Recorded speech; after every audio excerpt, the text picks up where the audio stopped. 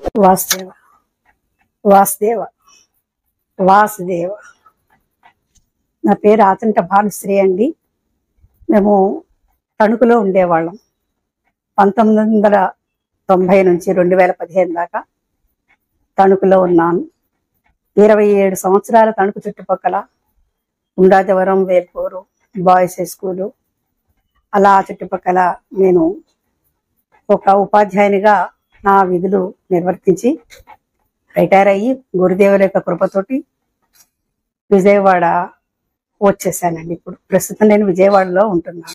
శ్రీ ఆబీద్ బాబా వారు మా గురుదేవులండి. ఏ జన్మలో ఎంత పుణ్యం చేశానో తెలియదు, కానీ ఈ జన్మలో వారిని పూర్తిగా పొందగలగడం అనేది చాలా అదృష్టం. చాలా చాలా ఈ జన్మకి 1997 నుంచి 2003 వారు శరీరం వదిలేదాకా 6 సంవత్సరాలు పూర్తిగా వారితోనే ఉన్నాం. మా ఉద్యోగము, ఇంటి వ్యవహారాలు చూసుకుంటూ చక్కబెట్టుకుంటూ ఉద్యోగం చేసుకుంటూ బాబా గారితో అనేకమైన ఊళ్ళు తిరిగి వారి యొక్క సన్నిధిని అనుభవించి వారి ఆశీస్సులు పొందడం జరిగిందండి. ఆబీద్ బాబా వారు పెనుగొండ మండలం ములపరులో జన్మించారు. ఆయన ఫస్ట్ నాతో మాట్లాడిన మాట క్షేమమే నా తల్లి అన్నారు. అదే ఫస్ట్ టైం ఆయన నేను చూడడం. ఈయన ఎవరో నాకు తెలియదే, క్షేమమేనా అంటారేంటి, నన్ను చూసి ఆయన పొరబడి ఉంటారు, ఆయన తెలిసిన వాళ్ళు ఎవరో నాలా ఉండి ఉంటారు అనుకున్నా. నిజానికి నేనే పొరపాటు పడ్డాను. 1,00,000 జన్మల నుంచి ఆయనతో ఉన్నానట నేను. ఆయన ఆ మాట చెప్పినప్పుడు నాకు చాలా ఆశ్చర్యం వేసిందండి. ఆయన సన్నిధిలో నేను, మా వారు శ్రీ ఆచంట కృష్ణమోహన్ గారు ఎక్కువ కాలం గడిపేవండి. వారు బ్యాంక్ మేనేజర్గా చేసేవారు. ఆయన చేత విఆర్ఎస్ పెట్టించేసి ఉదయగిరి అన్ని ఊళ్ళు బాబా గారు ఆయన్ని కూడా తిప్పుకున్నారండి. వారితోనే ఉండి చివరి ఆయన శరీరం వదిలేసినప్పుడు కూడా మా వారు ఆయన పక్కనే ఉన్నారు. చాలా ధన్యజీవి. బాబా గారు మమ్మల్ని చాలా బాగా చేరదీశారు. ఆయన నాతో అనేవారు అన్నమాట, మీ వారు నిన్ను పంపించబట్టి నువ్వు ఇక్కడ వరకు రాగలిగావు. ఆయన బ్రహ్మదేవుడు, నీకు డోర్స్ ఓపెన్ చేసేశారు, రోజు ఆయనకి దండం పెట్టు అనేవారు. అలా ఆయన మా వారు ఉన్నంతకాలం రోజు ఆయన కాళ్ళకి దండం పెట్టి నేను స్కూల్కి వెళ్ళేదాన్ని. బాబాజీ యొక్క గురించి చెప్తానండి, ఎంత చెప్పినా కూడా తక్కువే. వారి గురించి చెప్పాలి అంటే అమలాపురం అస్తమాను వెళ్ళిపోయేదానండి. వారికి మనం ఎక్కడ ఉండి ఏం చేసినా ఎలా చేసినా ఆయనకి తెలుసు. జాగ్రత్తగా ఉండాలి అన్నిట్లో. మనం మమ్మల్ని చాలా తీర్చిదిద్దారండి. ఈ మార్గం అసలు తెలియని మాకు ఎంతో తెలియజేశారు స్వామి. ఎన్నో విషయాలు చెప్పేవారు. హిందూ అంటే హింసకు దూరముగా ఉండేవారు. హిందువులంతా మంచివాళ్ళు. ఈ భరత భూమి ఇది హిందూ దేశం, ఇక్కడ మేము ఉన్నాం అని ఎక్కడైనా ఎవరైనా ఏదైనా తేడా మాట్లాడితే ఎక్కడ మాట్లాడుకున్నా ఆయనకు తెలిసిపోయేదండి. ఒకసారి ఎవరో బయట విగ్రహారాధన గురించి మాట్లాడుకుని వచ్చి ఆయన దగ్గర కూర్చున్నారు. బాబా గారు వెంటనే వాళ్లతో, ఏమయ్యా ఏంటంటారు విగ్రహారాధన గురించి? మనం విగ్రహారాధన చేస్తున్నాం. ఎవరి శరీరానికి వాడు పడుతూ అవుతున్నాడు, స్నానం చేయిస్తున్నాడు, తిండి పెడుతున్నాడు, నిద్రపుచ్చుతున్నాడు. మనం చేసేది విగ్రహారాధనే అన్నారు. ఆయన చెప్పిన విషయాలు చాలా రహస్యాలు చెప్పారండి. భగవంతుడి గురించి ఎన్ని జన్మలెత్తుతో ఇలాగా ఆరాటపడు. ఇప్పటికే చాలా జన్మ అయిపోయింది, చాలా జీవితం మీరు వ్యర్థంగా గడిపేసుకున్నారు. ఇక్కడి నుంచి ధ్యానంలో ఉన్నది. ధ్యానం అనేది చాలా గొప్పది. అది ఆత్మ మార్గం అనేది తొందరగా భగవంతుడిని చేరుకునేందుకు చాలా దగ్గర మార్గం అని. కంటిలో తెల్లగుడ్డుకి నల్లగుడ్డు ఎంత దగ్గర ఉందో భగవంతుడు అంత దగ్గరగా మీకున్నాడు. వెతికి పట్టుకోండి. పొలాలు, స్థలాలు, ఇల్లు కొనాలంటే డబ్బులు కావాలి. భగవంతుడిని పొందడానికి ఏ ధనమూ అవసరం లేదు. మీరు భగవంతుడి వెంట పడండి, ప్రపంచం మీ వెంట పడుతుంది అని ఎన్నో విషయాలు చెప్పేవారండి. సత్యము అంటే సర్వము త్యజించి ముక్తి మార్గంలో వెళ్ళడం. ఆయనకి అనేక ఊళ్ళల్లో భక్తులు ఉన్నారు.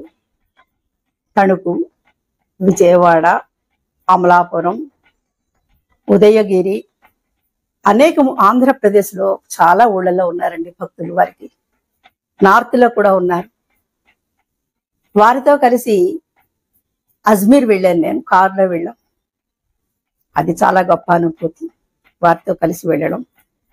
కారు ఫారెస్ట్ లోంచి వెడుతుంటే ఆ అడవులలో ఎంతో మంది గిరిజనులు ఆయనకి వంగి వంగి సలాం చేయడం నేను చూశానండి. వాళ్ళందరికీ ఆయన తెలుసు. ఆ ప్రాంతం అంతా కూడా వారు తపోభూమి.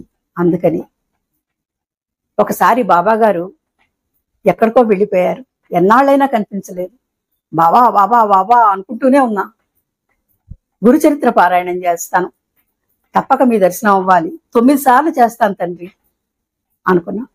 8 సార్లు చేసేటప్పటికి 8 మంది మహాత్ములు కనిపించారు కల్లో. బయట కూడా అవధూతలు కనిపించారండి. 9వ సారి, నాన్న ఈసారి మీరే కనపడాలి నాకు అని దండం పెట్టుకున్నా. ఆ టైములో బాబా గారు ఇటార్సి, హోషంగాబాద్ దగ్గర, ఇటార్సి దగ్గర అడవులలో తపస్సులో ఉన్నారు స్వామి. తపస్సులో ఉంటే వారు కల్లో కూడా కనపడారండి. అన్ని కట్టేసి కూర్చుంటా అనేవారు. అప్పుడు ఆయనకి ఎవరో పిలుస్తున్నారు ఆంధ్ర నుండి అని పిలుపు వినపడిందిట. అద్దం ముందు నువ్వు కనిపించావమ్మా, పరిగెత్తుకుంటూ వచ్చేసాను కట్టుబట్టలతో. నా గురువుకు కూడా నేను చెప్పకుండా వచ్చాను అన్నారు. నాకు కబురు చేశారు వచ్చానని. వెంటనే పరిగెత్తుకుంటూ వెళ్ళిపోయాను తణుకు నుండి అమలాపురం. బాబా మీరు ఎక్కడికి వెళ్ళకండి, మిమ్మల్ని చూసి చాలా రోజులైపోయింది, మీకు బట్టలుగా వస్తే నేను కొంట అన్నా. లేదు, తొందరలోనే వచ్చేస్తాను, మా గురువు తొందరగా రావాలని ప్రార్థన చేయి అని నన్ను ఇంటికి పంపించి రేపు వస్తాను బాబా అన్న. వచ్చే ముందు ఫోన్ చేయి అని చెప్పిన పెద్ద మనిషి నన్ను అలా పంపించేసి వెంటనే ఆయన మళ్ళా నార్త్ వెళ్ళిపోయారండి. ఆ గంట నాకు దర్శనం ఇవ్వడం కోసం అక్కడి నుంచి ఇక్కడికి ఆయన కారులో వచ్చా. ఆయన చేసిన లీలలు, అద్భుతాలు ఎంత చెప్పినా కూడా తనివి తీరవు. మా అక్కయ్య గారు అమ్మాయి వివాహం తలపెట్టాము ఆగస్టు 2వ తారీఖు. భళ్ళున వాన కురుస్తోంది. కొద్దిసేపట్లో మగ పెళ్లి వారు వస్తారు, ఎదురుకు వెళ్ళాలి, వాళ్ళని రిసీవ్ చేసుకోవాలి, వివాహం చేయాలి. బాబాకి ఫోన్ చేశాను. బాబా అమలాపురంలో ఉన్నారు. అప్పట్లో ల్యాండ్ లైన్ ఈ సెల్లులు లేవు. బాబా ఇక్కడ వర్షం పడుతోంది అంటే మాకు పడుతోంది అన్నారు. అలా కాదు బాబా, ఇక్కడ వివాహం తలపెట్టాం కదా అంటే, అయితే వర్షం వద్దా అన్నారు. వద్దు తండ్రి, ఎప్పటిదాకా వద్దు, మగ పెళ్లివారి ఊరు వదిలి వెళ్ళేదాకా వద్దు తండ్రి. అలాగే అన్నారు. వెంటనేనండి బయట ఫోన్ పెట్టేసి, రిసీవర్ ఫోన్ మీద పెట్టేసి బయటకు వస్తే ఎక్కడ మబ్బు అక్కడ చెదిరిపోయింది. వర్షం మాయమైపోయింది. మరుసటి రోజు పెళ్లి కూతురుతో పాటు కాకినాడ వెడుతుంటే నేను కారులో నర్సాపురం పొలిమేరలు దాటాక చినుకు మొదలైంది. అప్పటిదాకా బాబా గారు వర్షాన్ని అలా ఆపారు. చాలా అద్భుతాలు చేశారండి. ఒకసారి ఆయన కారులో పెడుతుంటే 2 రాళ్లు రోడ్డు మీద, పెద్ద పెద్ద రాళ్లు ఉన్నాయట. ఆ రాళ్ల మధ్యలో నుంచి కారు వెళ్ళదు. బాబా రాళ్ళు కారు ఆపేశారు. డ్రైవర్ని అడిగారు ఆయన, ఏమైంది? రాళ్ళు అడ్డం వస్తున్నాయండి, కారుకి సరిపోదు సందు. ఆయన కిందకు దిగి ఆ రాళ్ల వంక చూసి మళ్ళా కారు ఎక్కేశారు. కొద్దిసేపటికి ఇప్పుడు పోని అన్నారు.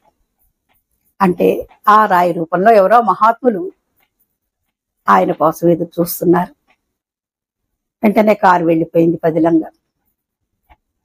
నేను ఒకసారి సెలవులకి బెంగళూరు పెడతాను బాబా మా అక్కయ్య గారింటికి అంటే, బెంగళూరు ఏం పెడతావు నీ మొహం, నాంపల్లి బాబాని దర్శించుకో అన్నారు. తర్వాత నేను నాంపల్లి బాబా దగ్గరికి వెళ్ళాను. కొంతమందికి నాంపల్లి బాబా గురించి తెలిసే ఉంటుంది మీలో చాలా మందికి. వారు వివస్త్రగా ఉంటారు, ఒక కాలు సగం ఉండదు. స్వామి దగ్గరికి వెళ్ళేటప్పటికి స్వామి అస్సలు మాట్లాడరు నాంపల్లి బాబా. ఆయనది ఏదో దేవభాష, మనకి ఏ ఒక్క మాట కూడా అర్థం కాదండి. చాలా పెద్ద షిరిడి సాయిబాబా ఫోటో ఉంది వారు ఎదుర్కొండా. ఆయన ఒక్కొక్క అక్షరం కూడా పలుకుని బాబా ఫోటో చూపుతూ, షిరిడి సాయిబాబా ఫోటో, ఆయన ఆయన పంపిస్తే నువ్వు వచ్చావు అన్నారు. అంటే బాబాజీ గారు షిరిడి సాయి నెక్స్ట్ అవతారం అని చెప్పడం. ఈ మాట బాబు గారు కూడా చాలా సార్లు అన్నారండి. మీరెక్కడో షిరిడి సాయిబాబాని పరిగెత్తుతారా, ఆయన ఇక్కడే ఉన్నాడు, రావులపాలెం అమలాపురం తడుకుంటూ తిరుగుతున్నారు అని భక్తులతో అనేవారు బాబు గారట. వీళ్ళు వెంటనే ఎక్కడ బాబా అంటే, ఎందుకురా వాళ్ళ మానాన్న వాళ్ళని బతకనివ్వరు మీరు అనేవారట బాబు గారు. మరి నాంపల్లి బాబా కూడా ఆబీద్ బాబా వారిని షిరిడి సాయి యొక్క తదుపరి అవతారమని నాతో చెప్పకనే చెప్పారు. చాలా సంతోషం వేసింది. చాలా ప్రేమమూర్తి అండి ఆయన, చాలా ప్రేమమూర్తి బాబా గారు. వాస్తవం. మళ్ళా ఇంకో వీడియోలో మాట్లాడతాను.